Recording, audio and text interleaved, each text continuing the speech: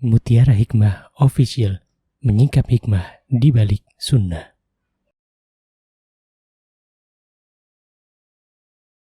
Salurkan donasi terbaik Anda untuk mendukung dakwah Mutiara Hikmah Official.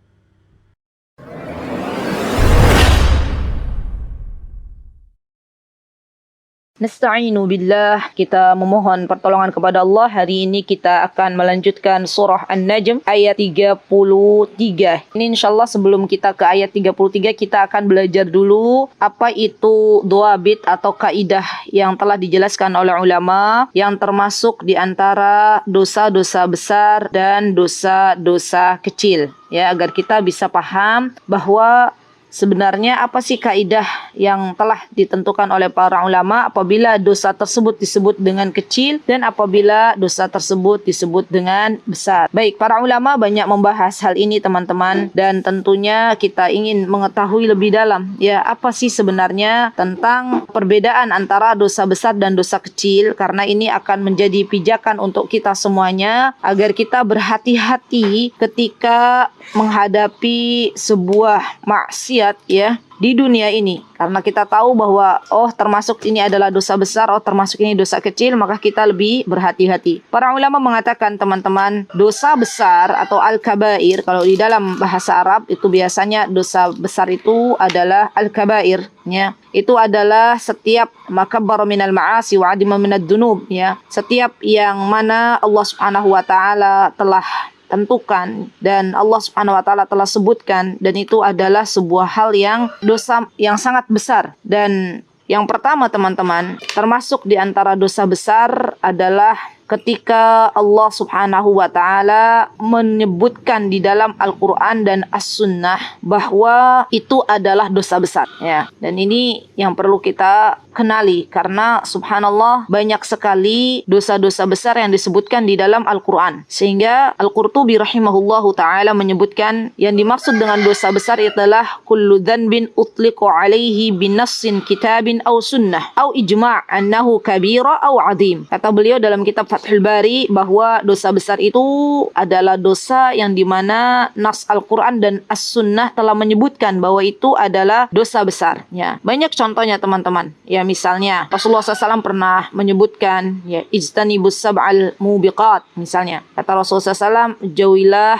7 dosa besar. Kemudian Rasulullah SAW menyebutkan asyirku billah was-sihr wa qatlun nafsi allati harramallahu illa bilhaq wa aqlu riba wa aqlu malil yatim wa tawalli yawm az-zahfi wa qadful muhsanatil mu'minatil ghafilat. Itu misalnya dari sunnah. Ketika ditanya oleh para sahabat, ya Rasulullah, apa dosa-dosa besar itu? Maka Rasulullah mengatakan di antaranya adalah menyekutukan Allah, kemudian sihir, membunuh jiwa yang diharamkan oleh Allah kecuali dengan hak, kemudian memakan riba, memakan harta anak yatim, ya, kemudian kabur dari peperangan, tawalli yaumaz zahf, kemudian menuduh wanita yang baik-baik berzina. Itu semuanya adalah dosa besar yang telah disebutkan di dalam sunnah. Kemudian ada juga teman-teman dosa-dosa besar yang Allah Subhanahu wa taala sebutkan di dalam Al-Qur'an. Ya, misalnya tentang khamr ya, tentang dilarangnya kita meminum khamr, tentang kita diperintahkan untuk menjauhi riba. Itu semuanya adalah dosa-dosa besar yang telah Allah Subhanahu wa taala sebutkan di dalam Al-Qur'an. Kemudian yang kedua, dhawabit yang kedua, termasuk di antara dosa besar adalah setiap dosa yang diancam laknat oleh Allah Subhanahu wa taala, atau adab, atau misalnya kemurkaan, atau misalnya diancam dengan nerakanya Allah Subhanahu wa taala. Ya. Di subhanallah, apapun yang ada di dalam Al-Quran maupun dalam hadis, kalau di situ ada ancaman laknat atau ancaman kemurkaan Allah atau ancaman adab, maka itu adalah dosa besar. Ya, misalnya la'anallahu, misalnya di situ dikatakan bahwa kemarin disebutkan di dalam hadis Umdatul Mar'ah itu la'anallahu wal mustausilah. Allah melaknat orang-orang yang menyambung rambut. Berarti menyambung rambut itu adalah dosa besar. Ya, karena Allah melaknat di dalam hal ini. Kemudian yang ketiga, dhawabitnya termasuk di dalam dosa besar adalah terdapat had atau terdapat hukuman khusus. Ya, Syekh Utsaimin rahimahullahu taala, beliau pernah menjelaskan, kata beliau, termasuk dosa besar adalah yang Allah Subhanahu wa taala sebutkan hukuman khusus. Jadi misalnya Allah mengharamkan atau melarang sebuah perkara, ya. Kemudian di situ Allah sebutkan misalnya ada ancaman khusus, misalnya contoh bahwa orang yang membunuh itu harus dibunuh, diqisas, atau orang yang berzina harus dirajam. Berarti di situ teman-teman ketahuilah bahwa berzina adalah dosa besar karena ada hukuman khusus yang telah Allah dan Rasulnya tetapkan. Atau orang yang telah membunuh, ya, maka di situ akan ada ancaman dari Allah Subhanahu wa taala, akan ada hukuman bahwa orang yang membunuh, ya, membunuh apa-apa yang telah Allah haramkan, maka di situ dia akan menghadapi yang namanya qisas misalnya. Nah, semua yang terdapat ancamannya khusus itu adalah dosa besar. Kemudian yang keempat, teman-teman, dosa yang mana dosa besar itu, teman-teman, adalah dinafikan pelakunya dari keimanan. Nah, kan sering kan kita dengar Rasulullah SAW mengatakan laisa minna, misalnya min fi'lin kada wa kada, atau laisa minna man ghasyana, gitu kan, bukan termasuk dari kami, bukan termasuk dari kami. Nah, ketika Rasulullah SAW mengatakan laisa minna, itu artinya adalah termasuk di antara dosa besar. Jadi hati-hati ketika kita melihat sebuah hadis, misalnya ada kata-kata laisa minna, atau misalnya Rasulullah SAW misalnya menyebutkan tidak ada keimanan di dalam dirinya, misalnya untuk yang mencuri, bahwa tidak ada orang mencuri itu ketika dia dalam keadaan mencuri dia beriman misalnya. Nah, di dalam hal ini juga disebutkan bahwa subhanallah, mencuri itu adalah dosa besar, ya, Masya Allah. Nah, setelah kita mengetahui teman-teman bahwa dosa-dosa besar itu duabitnya sudah jelas, kemudian kita Ahlus Sunnah wal Jamaah meyakini bahwa dosa-dosa besar itu, teman-teman, ya, atau dosa-dosa kecil, semuanya akan diampuni oleh Allah Subhanahu wa taala kalau seorang yang berdosa itu bertaubat kepada Allah Subhanahu wa taala sebelum meninggal dunia, ya. Dan ini yang harus kita imani, karena subhanallah sebagian kelompok menyebutkan bahwa barang siapa yang memiliki dosa besar dia akan kekal di dalam api neraka, tidak diampuni dosa-dosanya oleh Allah Subhanahu wa taala. Padahal subhanallah Rasulullah SAW menyebutkan banyak di dalam hadis-hadis beliau bahwa sepanjang dia melakukan dosa besar kemudian bertaubat kepada Allah Subhanahu wa taala, maka dosa-dosanya diampuni oleh Allah Subhanahu wa taala. Dan ini merupakan sebuah hal yang patut kita ketahui, teman-teman. Dan juga yang perlu kita ketahui juga, di samping mengetahui dhawabit atau kaidah-kaidah dosa besar, yang perlu kita ketahui juga jangan mengecilkan dosa kecil. Ya, karena dosa kecil pun bisa menjadi besar. Kita misalnya sekarang sudah tahu nih dhawabitnya. Oh, dalam hadis ini nggak ada kata laisa minna. Oh, dalam hadis ini nggak ada ancaman laknat, nggak ada ancaman neraka, nggak ada ancaman azab misalnya. Oh, dalam hadis ini Allah dan Rasulnya belum menyebutkan misalnya sebuah perkara bahwa ini adalah dosa besar. Dan kemudian kita akhirnya mengetahui dari situ, oh berarti ini dosa kecil nih. Nah, dari situ teman-teman jangan sampai ada dalam mindset kita, enggak apa-apa, itu kan cuma dosa kecil. Nah, cuman atau hanya ini yang tidak perlu kita pelihara. Karena subhanallah tabarakar rahman, ya, ketika dosa kecil itu dibiasakan, ya, maka akan menjadi sebuah kebiasaan, ya. Dan dia akan tidak ada lagi rasa takut di hadapan Allah Subhanahu wa taala. Ya, subhanallah. Jadi ini hati-hati ya teman-teman. Karena seorang mukmin itu ketika melihat dosa di hadapannya, dia seharusnya mensikapi seakan-akan ia duduk di sebuah gunung dan khawatir gunung tersebut akan menimpanya. Berbeda dengan orang-orang kafir, orang-orang yang fajir, orang-orang yang gemar bermaksiat, ya, dia akan melihat dosanya seperti seekor lalat yang lewat begitu saja di hadapan batang hidungnya. Ya, subhanallah. Dan ini sudah disebutkan oleh para ulama. Maka berhati-hati ketika kita menyepelekan dosa-dosa kecil, karena subhanallah dosa kecil kalau terus dilakukan maka itu akan menjadi sebuah kebiasaan. Apalagi bagi kita teman-teman, subhanallah, para kaum wanita yang mana kita banyak sekali, ya, subhanallah, secara tidak sadar telah melakukan dosa-dosa, subhanallah. Maka yuk saya ajak diri saya dan teman-teman, mari kita jauhi dosa-dosa dan kita harus berilmu, ya. Karena subhanallah perumpamaan dosa-dosa kecil itu teman-teman laksana sekumpulan orang yang singgah di tengah lembah. Ya, subhanallah.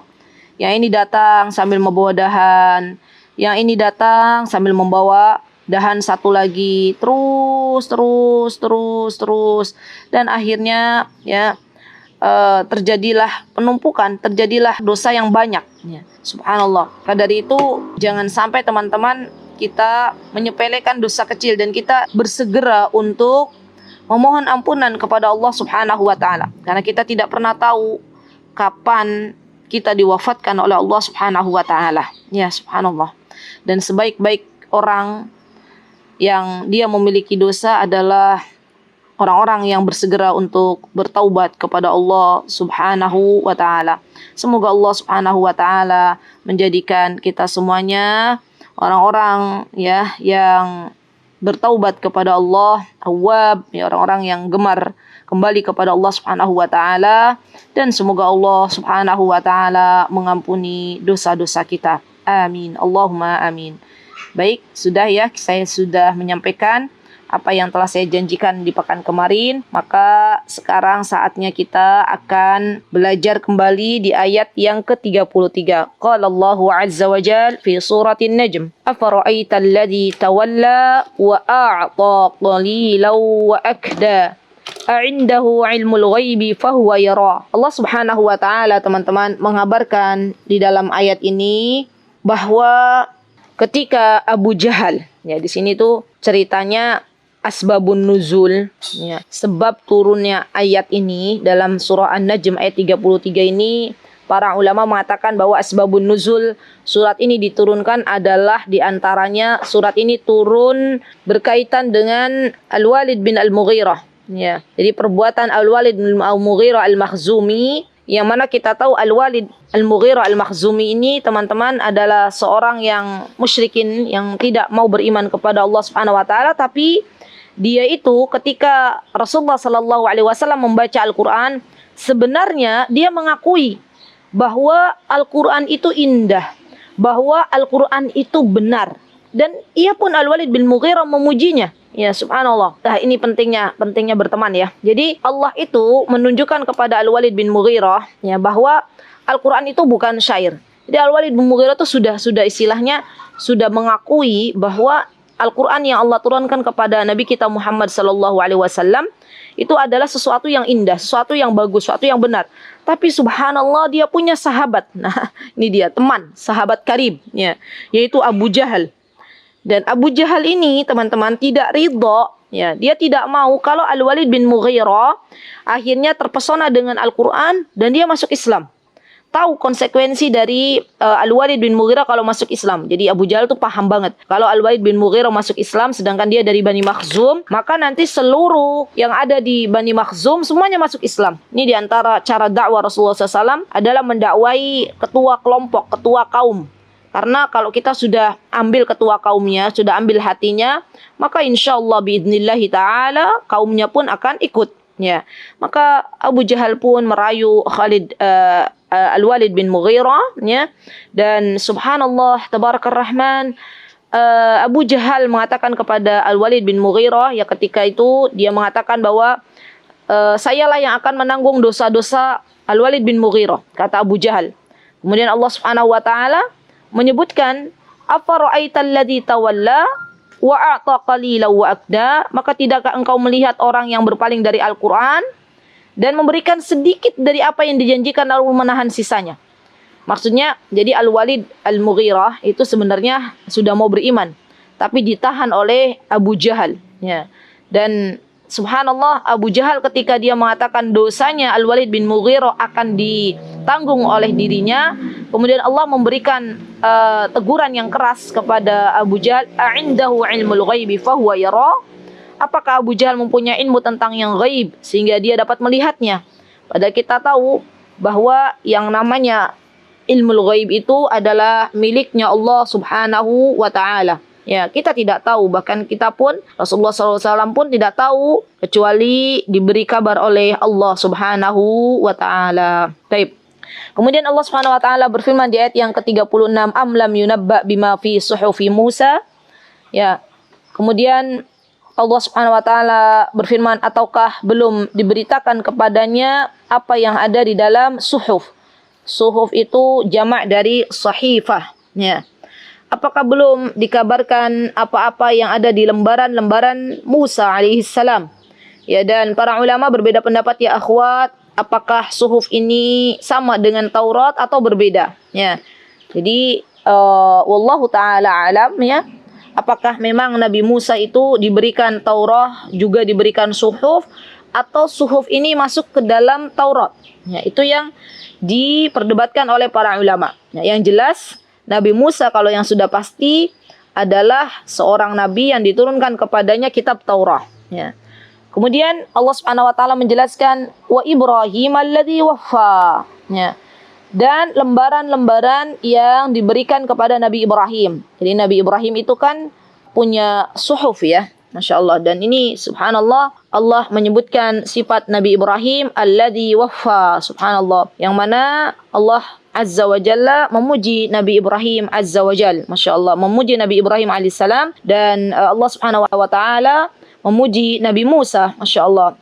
Semua punya pujian masing-masing. Kalau Nabi Musa adalah kalimullah, orang yang diajak bicara oleh Allah Subhanahu wa taala. Kalau Nabi Ibrahim adalah khalilullah, adalah kekasihnya Allah Subhanahu wa taala. Dan kita tahu teman-teman bahwa Nabi Musa dan Nabi Ibrahim adalah nabi-nabi yang subhanallah Allah berikan kepadanya lembaran-lembaran suhuf ya. Baik. Kemudian Allah Subhanahu wa taala berfirman, "Alla taziru waziratu wizra ukhra wa an laysa lil insani illa ma sa'a." Ya, Syekh Sa'di rahimahullahu taala menyebutkan di dalam kitab beliau, yang punya kitabnya Syekh Sa'di boleh dibuka. Ya, kitab beliau Taisirul Karimur Rahman fi Tafsir Kalamil Mannan. Nanti teman-teman bisa melihat di situ Syekh Sa'di menyebutkan ai alla taziru kullu 'amil lahu 'amalul husna wasayyi wa laysa lahu min 'amali ghairi wa sa'yim syai' wa la yatahammal ahadun ahadin dhanban. Bahwa kata Syekh Sa'di rahimahullah taala, setiap manusia, setiap hamba itu pasti akan mendapatkan balasan dengan apa-apa yang telah ia lakukan ya, dan seorang yang berdosa tidak akan memikul dosa orang lain. Semuanya akan memikul dosa-dosanya sendiri. Subhanallah, Allahu Akbar. Sehingga subhanallah ketika kita tahu teman-teman bahwa wa allaysa lil insani illa man sa'a, manusia ini hanya memperoleh apa yang telah diusahakannya, berarti subhanallah kita seharusnya bersemangat untuk menabung pundi-pundi pahala ketika Allah berikan kepada kita kehidupan, subhanallah. Karena kita semuanya akan mendapatkan sesuai dengan apa-apa yang kita usahakan di dunia dari beramal saleh, subhanallah. Dan tentunya teman-teman ini menjadi motivasi bagi kita semuanya bahwa sesungguhnya kehidupan ini hanyalah sebentar dan kita akan menuju ke sebuah kampung halaman di mana subhanallah ya, kampung halaman itu adalah kampung negeri akhirat. Perjalanannya begitu panjang ya. Apakah bekal kita sudah cukup ataukah ternyata maut sudah menjemput kita duluan ya. Dan mukmin yang cerdas adalah mukmin yang senantiasa mengingat kematian dan berbekal untuk hari setelah kematian. Maka nasihat untuk diri saya dan teman-teman, mari kita coba mulai cerdas dalam beramal ya. Apa sekiranya amal-amal salih yang kita sudah tidak ada lagi di dunia, namun kita masih tetap mendapatkan hasilnya. Kita masih mendapatkan panenan pahalanya. Kita masih bisa menikmati pahala dari orang-orang yang ia melakukan kebaikan, misalnya meneruskan kebaikan yang pernah kita dulu ajarkan. Dan di antara amal soleh ini yang mesti kita perhatikan teman-teman adalah 3 amalan ini. Saya yakin teman-teman sudah hafal hadisnya ya. Yang perlu kita lakukan saat ini adalah kita memohon kepada Allah agar kita diberikan taufik oleh Allah Subhanahu wa taala untuk bisa mengamalkannya. Ya, di antaranya apa kata Rasulullah SAW? Idza matal insan yanqata amalu illa min salas. Ya, yang pertama adalah min shadaqatin jariyah. Dan yang pertama adalah sedekah jariyah. Semua kita itu akan terputus amalannya kecuali 3. Pertama adalah sedekah jariyah. Nah, sekarang kita berpikir nih dalam kehidupan kita, kira-kira apakah sudah benar-benar kita memprioritaskan tentang sedekah jariyah ini, atau kita menganggap angin lalu terhadap sedekah jariyah ini? Ya teman-teman, Masya Allah, Tabarakar Rahman. Dan di antara teman-teman, ya termasuk di antara sedekatun jariyah, dan ini saya ajak diri saya dan teman-teman semuanya ya, agar kita benar-benar memperhatikan ini. Tolong di checklist, kita sudah belum ya melakukan ini. Rasulullah SAW pernah mengatakan bahwa di antara amalan yang pahalanya akan terus mengalir, ya termasuk sedekah jariyah, di antaranya kata Rasulullah SAW, man 'allama ilman, siapa yang mengajarkan ilmu. Ini termasuk sedekah jariyah, ya. Atau siapa yang mengalirkan air sungai. Jadi bagi teman-teman yang mendapatkan kesempatan untuk wakaf atau untuk mengeluarkan harta, misalnya ada kesempatan proyek mengalirkan air sungai, maka buru-buru kita ikut serta. Dan jangan pernah melihat nilainya. Kita tidak akan tahu. Mungkin yang sedikit ini bisa menjadi besar di hadapan Allah Subhanahu wa taala, dan Allah akan jadikan barakah terhadap air sungai yang kita alirkan. Subhanallah. Atau kata Rasulullah SAW, au hafara bi'ran, atau membuat sumur. Masya Allah, tabarakar rahman, teman-teman. Membuat sumur ini adalah sebuah amal saleh yang begitu agung. Ya, jangan pernah teman-teman katakan begini, Ustazah, tapi kan membuat sumur itu perlu dana yang banyak ya, perlu dana yang besar. Akhwati fillah, kita bisa menabung terlebih dahulu. Ya, teman-teman buatlah ya sebuah kotak atau misalnya tabungan khusus gitu ya. Dibuka tabungan khusus untuk kita misalnya membuat sumur, proyek buat sumur. Kemudian kita setiap hari menabung, bahwa kita mengatakan bahwa di kotak itu adalah hartaku sesungguhnya. Kemudian kita masukkan perlahan-lahan, dan ketika ada proyek membuat sumur kita buka, dan percayalah Allah yang akan menyempurnakan, Allah yang akan membantu kita ketika misalnya harta kita belum cukup, Allah yang akan mencukupkan. Jadi yang paling jelas, kita sudah ada niat dan kita sudah berusaha untuk meluruskan niat kita ingin membuat sumur, Allah yang akan memudahkan. Kemudian di antara sedekah jariyah, teman-teman, menanam pohon, atau ada juga yang mengatakan, Rasulullah mengatakan al-gharasa nakhlan, menanam pohon kurma. Ya. Kemudian di antara sedekah jariyah adalah membangun masjid, au bana masjidan. Subhanallah teman-teman, ini adalah perbuatan atau amal soleh yang begitu luar biasa, yang begitu agung. Kita tuh ada di rasa greget dalam diri kita nih, minta kepada Allah, ya Rabb, jadikanlah hamba itu sebelum hamba meninggal untuk bisa membangun masjid, untuk bisa mengalirkan air sungai, untuk bisa membuat sumur, untuk bisa mengajarkan ilmu misalnya, atau awarrasa mushafan, untuk membagikan mushaf Al-Quran kepada para penghafal Al-Quran, atau kata Rasulullah SAW, au taraka waladan yastaghfirullah ba'da mauti,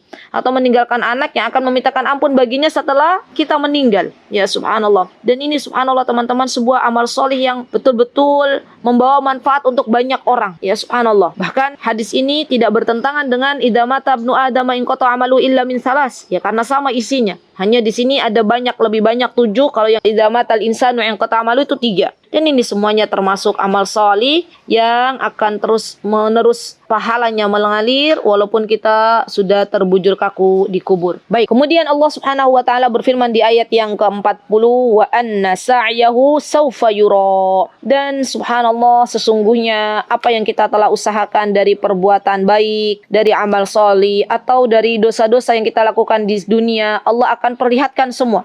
Nanti di akhirat teman-teman, kita akan diperlihatkan oleh Allah Subhanahu wa taala catatan-catatan amal kita, ya. Dan kemudian kelak nanti ada 2 golongan ya yang akan Allah perlihatkan. Ada golongan orang-orang yang Allah tutupi aib-aibnya. Ya, Allah memanggil orang tersebut. Ya, Rasulullah SAW mengatakan innallaha yudnil mu'min. Ya, subhanallah. Semoga kita termasuk dari orang-orang yang demikian. Sesungguhnya Allah Subhanahu wa taala memanggil orang mukmin dengan sedekat-dekatnya, yang mendekatkan seorang mukmin. Kemudian Allah pun menutupinya, dan Allah bertanya kepada kita semuanya, ata'rifu dzamba kadza, ata'rifu dzamba kadza, wahai fulana, wahai hambaku, apakah engkau hari ini jam sekian, detik, menit ya, telah melakukan dosa, telah bermaksiat kepadaku? Maka kita pun akan menjawab, na'am ayya rabbi, betul wahai Rabbku. Ya, kita tidak bisa mengelak karena sudah ada di catatan amal kita masing-masing. Subhanallah, subhanallah, subhanallah. Kemudian Allah berkata, satartuha 'alaika fid dunya wa ana aghfiruha lakal yaum. Saya akan menutupi aib-aibmu di dunia sebagaimana saya telah menutupi aibmu di dunia. Jadi semua apa yang kita lakukan dari sebuah perbuatan amal salih dan perbuatan buruk, semuanya akan diperlihatkan oleh Allah Subhanahu wa taala. Kemudian ayat selanjutnya, ayat ke-41, qala Allahu azza wa jalla di surah An-Najm, a'udzubillahi minasyaitonir rajim, tsumma yujzahul jazaa'al awfa. Subhanallah. Kemudian teman-teman, apa yang kita lakukan di dunia ini, baik dari perbuatan amal salih maupun amal buruk, semua akan dibalas oleh Allah Subhanahu wa taala secara sempurna. Tidak ada yang didolimi satupun dari makhluk Allah Subhanahu wa ta'ala. Allah akan menegakkan keadilan seadil-adilnya. Subhanallah. Ketika kita melakukan kebaikan, maka Allah akan balas dengan surganya Allah Subhanahu wa ta'ala. Dan ketika kita melakukan sebuah keburukan, maka Allah pun akan membalas dengan yang serupa. Subhanallah. Kemudian Allah Subhanahu wa ta'ala menjelaskan di ayat yang ke-42, apa kata Allah Subhanahu wa ta'ala? Wa anna ila rabbikal muntaha. Dan sesungguhnya kita semuanya teman-teman ya, serahkan semuanya kesudahan kita hanyalah kepada Allah Subhanahu wa ta'ala. Karena ketika kita memikirkan ya apa-apa yang ada di dunia ini, dari ciptaan-ciptaan Allah, dari misalnya apa yang terdapat di dalam tubuh kita, itu akan semakin ada di dalam diri kita rasa mengagungkan Allah Subhanahu wa ta'ala. Dan subhanallah, kata Syekh Sa'di rahimahullah ta'ala ketika beliau menyebutkan wa anna ila rabbikal muntaha, ay ilaihi tantahil umur. Semua perkara itu kita serahkan kepada Allah Subhanahu wa ta'ala. Wa ilaihi tasirul asya wal khalaiq bil ba'thi wan nusyur. Wa ilallahil muntaha fi kulli hal. Fa ilaihi yantahal ilmu wal hukmu rahma wa sair kamalat. Jadi semua perkara yang ada di dunia dan di akhirat semuanya kembali kepada Allah Subhanahu wa ta'ala. Kemudian Allah Subhanahu wa ta'ala menyebutkan, berfirman di ayat yang selanjutnya, ayat yang ke-43, wa annahu huwa adhaka wa abka. Subhanallah. Dan disinilah Allah menerangkan bahwa Allah jua yang menjadikan hamba-hambanya terkadang tertawa, terkadang menangis. Subhanallah. Dan kita hidup di dunia ini teman-teman tidaklah keluar dari dua kondisi ini. Ketika seseorang diberikan oleh Allah Subhanahu wa ta'ala kesenangan, kebahagiaan, maka dia akan tertawa, dia akan berbahagia. Dan ketika seseorang diuji oleh Allah Subhanahu wa ta'ala dengan sebuah musibah misalnya, maka terkadang ia pun dalam keadaan menangis. Dan ketahuilah wahai saudariku bahwa segala apa yang ada di dunia ini hanyalah sebentar. Jadi ketika hari ini teman-teman diberikan ujian musibah, maka bersabarlah ya, jangan terus menangis. Bangkitlah, terus beramal salih dan memohon kepada Allah Subhanahu wa ta'ala. Karena siapapun di antara kita yang sedang mengalami musibah, ya ujian, maka di depan ada kebahagiaan yang menanti kita. Begitupun sebaliknya, ketika kita saat ini diberikan oleh Allah Subhanahu wa ta'ala ujian dengan kenikmatan-kenikmatan. Karena yang namanya ujian itu bukan hanya musibah, tapi kenikmatan juga adalah ujian. Maka jangan lupa untuk bersyukur kepada Allah Subhanahu wa ta'ala. Karena Allah zat yang maha memberikan ya mana yang terbaik untuk diri hambanya. Dan yakinlah bahwa apa yang terjadi pada diri kita saat ini adalah yang terbaik dari Allah Subhanahu wa ta'ala. Semua ada hikmahnya ya akhwat ya. Semua ada hikmahnya. Jadi kita diminta oleh Allah Subhanahu wa ta'ala ketika dalam keadaan apapun, jangan terlalu berbahagia sekali sampai lupa bersyukur. Jangan terlalu bersedih sampai kemudian akhirnya kita pun lupa untuk bersyukur kepada Allah Subhanahu wa ta'ala. Kita jalani kehidupan ini tentunya dengan banyak-banyak memohon pertolongan kepada Allah Subhanahu wa ta'ala. Karena sejatinya Allah zat yang menguatkan kita semuanya. Baik, kemudian Allah Subhanahu wa ta'ala berfirman di dalam ayat yang selanjutnya, wa annahu huwa amata wa ahya. Subhanallah. Allah Subhanahu wa ta'ala huwal munfarid bil ijadi wal i'dam waladhi awjadal khalq wa amarahum wa nahahum wa yujazihim bitilkal a'mal allati amiluha fi darid dunya wa Allahu huwa amata wa ahya. Allah Subhanahu wa ta'ala, kata Syekh Sa'di rahimahullahu azza wa jal, zat yang maha mematikan dan menghidupkan. Kemudian Allah azza wa jal satu-satunya zat yang bisa memberikan sesuatu dan meniadakannya. Subhanallah.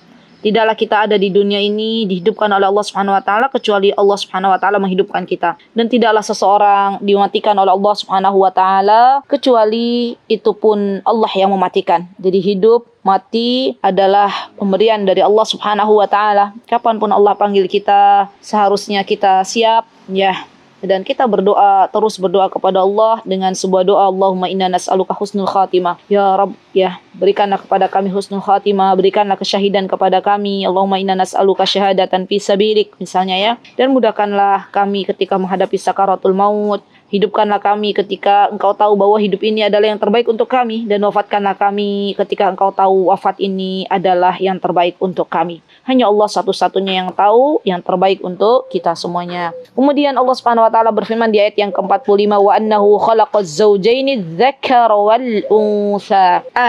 Kata Sa'di rahimahullahu ta'ala, fasar az-zawjain biqauli az-zakar wal untha wa hada ismun jin syamil jami'il hayawanat natiquha fa huwa al-munfarid bi khalqiha. Jadi yang dimaksud dengan zawjain ini bukan hanya untuk manusia saja. Allah Subhanahu wa taala telah menciptakan semua yang ada di muka bumi ini berpasang-pasangan. Ada laki-laki perempuan kalau untuk manusia. Kalau untuk hewan-hewan juga ada laki-laki dan perempuan, subhanallah. Dan kalau kita tafakuri, kita lihat teman-teman di sekeliling kita, subhanallah, maka subhanallah sungguh Allah itu menciptakan subhanallah ya berpasang-pasangan. Sampai pohon kurma pun ya subhanallah.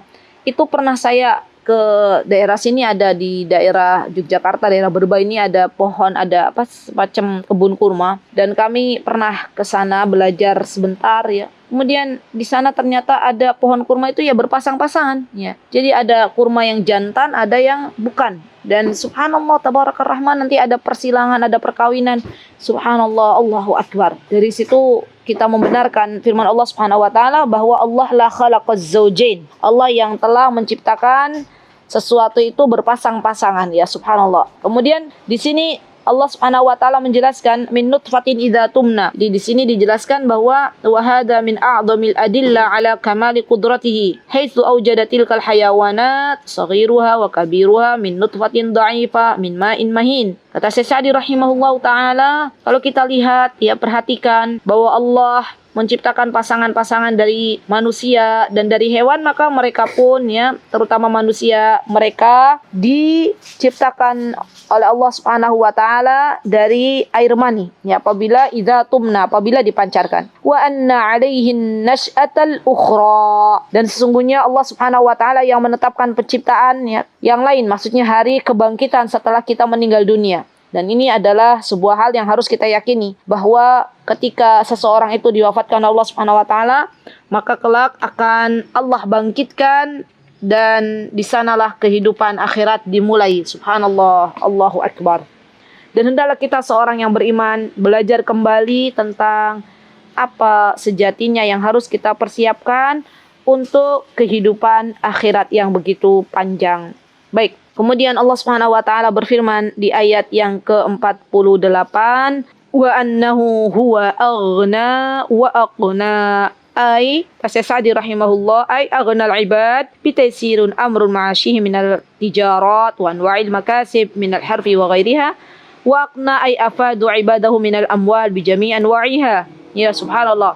Aghna wa aqna. Aghna itu mengayakan. Jadi subhanallah, Allah Subhanahu wa taala menjadikan hamba-hamba tersebut memiliki harta, misalnya dengan bekerja, dengan tijarah, dengan berdagang, maka dia mendapatkan harta. Dan ini usaha dari seorang hamba. Siapa yang mengayakan sejatinya? Allah. Karena tidak semua orang yang berdagang itu semuanya menguntungkan. Ya, tidak ada perdagangan yang menguntungkan kecuali Al-Quran ya akhwat. Perdagangan di dunia ini kadang rugi, kadang untung, dan Allah yang memberikan ribah, memberikan keuntungan tersebut. Dan Allah yang mengayakan. Kalaulah bukan Allah yang mengayakan, maka kita tidak akan kaya. Dan sebaik-baik kaya adalah kaya yang ada di dalam hati kita. Kemudian wa'aqna, dan Allah yang maha mencukupkan. Nah ini dia subhanallah dari kata qana'ah. Dan ini yang harus kita minta kepada Allah Subhanahu wa taala dengan sebuah doa yang diajarkan oleh Rasulullah SAW, ya akhwat, Allahumma qanni'na bima razzaqtana wa barik lana fi. Ya Allah, jadikanlah kami itu orang-orang yang qanaah dengan apa-apa yang telah Engkau berikan kepada kami, dan jadikanlah keberkahan di dalam apa-apa yang telah Engkau beri kepada kami. Ya subhanallah. Dan Allah yang memberikan rasa qanaah itu kepada setiap hambanya. Subhanallah, terkadang ya teman-teman, subhanallah, qanaah ini tidak, kekayaan sedikit dan banyaknya harta itu tidak menjadi tolak ukur bagi seorang hamba untuk qanaah. Terkadang subhanallah ada hamba-hamba yang Allah berikan dengan sedikit harta gitu ya, tapi Allah berikan rasa qanaah, subhanallah, tidak mudah sambat, tidak mudah mengeluh. Bahasa Jawanya mengeluh itu sambat, maksudnya dia menerima dengan sepenuh hati dan Allah cukupkan. Dan subhanallah, ini yang kami dapati di daerah Timur Tengah, di tempat teman-teman belajar di sana. Itu subhanallah ya, mereka ketika Allah berikan dengan sedikit harta, mereka tidak mudah untuk mengeluh. Mereka menyibukkan diri mereka untuk belajar, untuk menuntut ilmu agama, subhanallah. Dan subhanallah, Allah berikan qanaah, subhanallah, dalam kehidupan mereka. Dan terkadang, subhanallah teman-teman, ada orang yang sudah Allah berikan harta yang banyak, tapi dia tidak qanaah, dia tidak merasa cukup. Ya, semua dicari. Sudah A, dia sudah dibeli, pengen B, B sudah dibeli, pengen C. Itulah orang-orang yang rakus di dalam dunianya. Dan orang-orang yang rakus tamak dalam dunia itu akan capek menghadapi dunia ini. Karena sejatinya dunia ini semakin dikejar, dia semakin lari. Tapi semakin kita membalikkan badan kita, memalingkan dari dunia ini teman-teman, maka dunianya akan mengejar kita semuanya. Ya, jadi jangan pernah hidup kita ini dipermainkan oleh dunia. Tetaplah terus berhusnudzon kepada Allah Subhanahu wa taala, berbaik sangka kepada Allah Subhanahu wa taala, dan jangan pernah kita dibuat takut oleh syaitan. Termasuk ya ada isu krisis, ya, ada isu resesi. Itu jangan membuat kita orang-orang beriman akhirnya down, akhirnya takut, akhirnya dari situ terjadilah sakit misalnya ya, atau adanya penyakit-penyakit karena banyak pikiran. Sudah, kita beriman kepada Allah, Allah yang maha mengayakan, Allah yang maha memberikan qanaah kepada setiap hamba. Maka ikhtiar kita adalah kita tetap berusaha, suami kita tetap mencari nafkah, kemudian yang mencukupkan adalah Allah Subhanahu wa taala. Baik, kemudian Allah Subhanahu wa taala berfirman di ayat yang selanjutnya di dalam ayat ke-49, wa annahu huwa rabbus syi'ara, dan sesungguhnya Allah lah yang memiliki bintang syi'ara. Dan Syekh Sa'di mengatakan yang dimaksud dengan syi'ara adalah an-najmul ma'ruf bisyara al-abur. Jadi syi'ara ini adalah bintang yang memang dulu itu dijadikan untuk menyembah. Jadi orang-orang musyrikin, mereka itu menjadikan bintang syi'ara ini, atau biasa disebut dengan bintang Sirius, ya, jadi bintang yang paling terang di langit malam biasanya. Mereka itu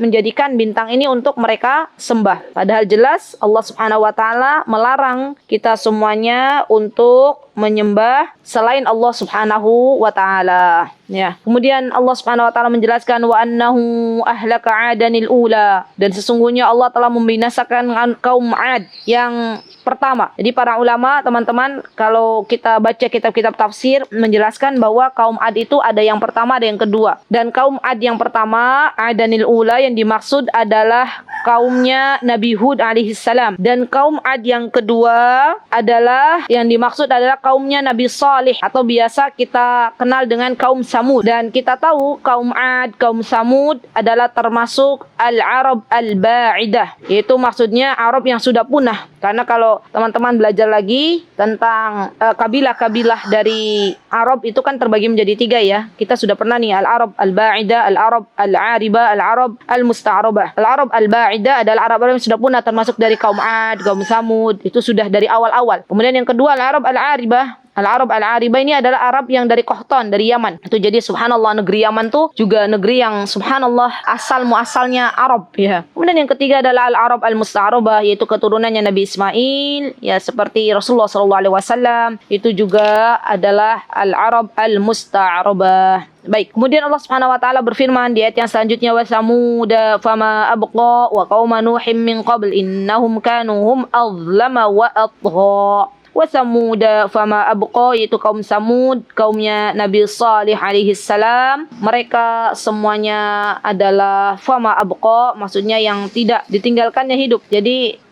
seperti ini teman-teman. Kan yang pertama itu kaum 'Ad, kemudian setelah itu kaum Samud, dan setelah itu kan datang kaum Nabi Nuh ya, kaumnya Nabi Nuh. Jadi bahwa kaum Samud juga termasuk, atau kaum 'Ad termasuk orang-orang yang Allah binasakan sebelum jauh kaumnya Nabi Nuh datang. Dan kita tahu wa qauma nuhim min qabl, yang mereka adalah orang-orang yang dan juga kaum Nuh juga mereka adalah orang-orang yang maksudnya yang paling zalim dan yang paling durhaka. Ini kita tahu bahwa Nabi Nuh itu berdakwah kepada kaumnya ya kurang lebih 950 tahun. Subhanallah, dan itu waktu yang sangat-sangat lama ya teman-teman. Dan kaumnya itu mereka benar-benar menzalimi Nabi Nuh ya, bahkan diceritakan, dikisahkan bahwa setiap kaumnya Nabi Nuh ketika punya anak, itu mereka mendatangi tempat tinggalnya Nabi Nuh dan mengatakan kepada anaknya, jangan datangi tempat tinggalnya orang gila. Ya, terus sampai ke anak cucunya.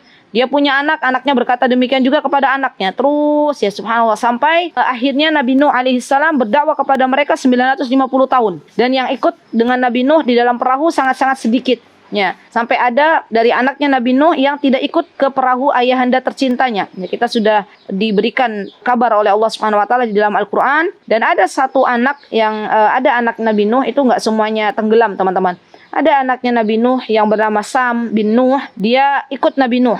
Nah, maka dari itu semua keturunan yang ada di bumi ini, teman-teman, pada dasarnya adalah keturunan Nabi Nuh, yaitu keturunannya Sam bin Nuh. Karena subhanallah, tabarakar rahman, mereka adalah orang-orang yang diberikan oleh Allah Subhanahu wa taala kehidupan. Ya, baik. Kemudian yang ayat yang ke-53, wal mu'tafikata ahwa. Yang dimaksud dengan wal mu'tafikata ahwa ini adalah kaumnya Nabi Lut alaihissalam, di mana Allah meruntuhkan negerinya kaum Lut. Ya, di mana kita tahu mereka itu subhanallah membuat sebuah dosa yang belum pernah dilakukan oleh orang-orang sebelumnya. Yang dimaksud dengan mu'tafika adalah kaumnya Nabi Lut alaihissalam. Ya, subhanallah. Ahwa ay asabahumullahu bi'adab. Dan Allah menjelaskan apa yang terjadi, faghasyaha ma ghasya. Ya, Allah menjadikan negerinya Nabi Lut, kaumnya Nabi Lut itu ditimbun ya dengan puing-puing yang menimpanya. La haula wala quwata illa billah. Dan ini adab yang sesungguhnya, teman-teman. Jadi subhanallah, kalau satu kampung itu dia melakukan maksiat kepada Allah, maka tunggu adab datang ya. Maka hati-hati teman-teman, ketika ada sebuah kemaksiatan yang ada di kampung, kita sebagai seorang yang beriman hendaklah beramar ma'ruf nahi mungkar sebelum datang adab Allah Subhanahu wa taala. Baik, kemudian Allah Subhanahu wa taala menyebutkan di ayat yang ke-55, fabi ayyi ala'i rabbika tatamara. Hadza nadhirum minan nuzuril ula. Maka Allah menyebutkan ya kepada kita, fabi ayyi ala'i rabbika tatamara, terhadap nikmat Allah yang manakah lagi yang kita ragukan. Ya, sesungguhnya Allah telah berikan kepada kita nikmat yang begitu panjang, ya subhanallah, yang begitu banyak, subhanallah. Dan hada nadhirum minan nuzuril ula, dan salah seorang pemberi peringatan di antara para pemberi peringatan yang terdahulu adalah para nabi yang diutus oleh Allah Subhanahu wa taala. Kemudian Allah Subhanahu wa taala menyebutkan azifatil azifah laisa laha min dunillahi kashifa. Di mana azifatil azifah ya, di mana hari kiamat sudah Allah dekatkan, semakin dekat, subhanallah, dan tidak ada yang bisa mengungkapkan kapan terjadinya hari kiamat kecuali Allah Subhanahu wa taala. Dan ini teman-teman menjadi keyakinan kita bersama bahwa subhanallah tanda-tanda kiamat, baik itu tanda kiamat yang sudah terjadi ketika Allah mengutus Nabi kita Muhammad SAW, itu tanda kiamat ya. Dan juga tanda-tanda kiamat yang belum terjadi ya akan segera untuk didatangkan oleh Allah Subhanahu wa taala. Kemudian subhanallah, kita pun tidak ada yang tahu kapan terjadi hari kiamat yang sesungguhnya. Waktunya kita nggak tahu ya. Harinya kita tahu hari Jumat, tapi untuk kapannya hanya Allah Subhanahu wa taala yang tahu kapan datang hari kiamat. Kemudian Allah Subhanahu wa taala berfirman di ayat yang selanjutnya, subhanallah, dan ini menjadi pelajaran untuk kita bersama. Apa kata Allah Subhanahu wa taala? Afa min hadzal haditsi ta'jabun? Apakah kamu merasa heran terhadap pemberitaan ini, yaitu dengan Al-Qur'an dan apa-apa yang ada di dalam Al-Qur'anul Karim, apa-apa yang ada di dalam suhuf Ibrahim dan suhuf Musa, wa tadhakuna wa la tabkun. Tetapi engkau, wahai orang-orang berdosa, wahai orang-orang yang tidak beriman kepada Allah Subhanahu wa taala, kalian hanya banyak tertawa dan tidak menangis atas apa yang telah engkau lakukan dari sebuah dosa. Subhanallah, maka Allah pun menegur, wa antum samidun. Sedangkan engkau itu lengah ya, maksudnya lengah dari negeri akhirat ya, senantiasa tidak beriman kepada Allah Subhanahu wa taala. Fasjudu lillahi wa'budu. Dan Allah memberikan kabar, memerintahkan kepada kita, maka bersujudlah kepada Allah, wa'budu, dan sembahlah Allah Subhanahu wa taala dimanapun dan kapanpun kita berada. Karena sesungguhnya tidaklah kita diciptakan di dunia ini ya akhwat kecuali untuk beribadah kepada Allah Subhanahu wa taala, dan keadaan terdekat seorang hamba dengan Rabbnya adalah ketika dia sujud. Perhatikan untuk perkara sujud ini teman-teman, ketika Allah masih memberikan kepada kita kesempatan untuk sujud, maka mari kita perbanyak sujud, kita perbanyak memohon ampun kepada Allah Subhanahu wa taala, dan kita perbanyak memohon dengan sebuah doa, Allahumma a'inna ala dzikrika wa syukrika wa husni ibadatik. Alhamdulillahi bi ni'mati tatimmus shalihat. Kita sudah menyelesaikan bagian dari surah An-Najm An-Najm. Semoga apa yang kita dapatkan dalam surah An-Najm ini Allah berikan keberkahan, Allah berikan kepada kita ilmu yang bermanfaat. Kebenaran hanyalah milik Allah Subhanahu wa taala dan pastinya kekhilafan, kesalahan hanyalah milik saya pribadi. Mudah-mudahan bisa diambil yang sedikit ini dan Allah jadikan barakah. Aqulu qauli hada wastaghfirullah li wa lakum wa akhiru da'wana alhamdulillahi rabbil alamin. Jazakumullahu khairan. Wassalamualaikum warahmatullahi wabarakatuh. Mutiara Hikmah Official, menyingkap hikmah di balik sunnah.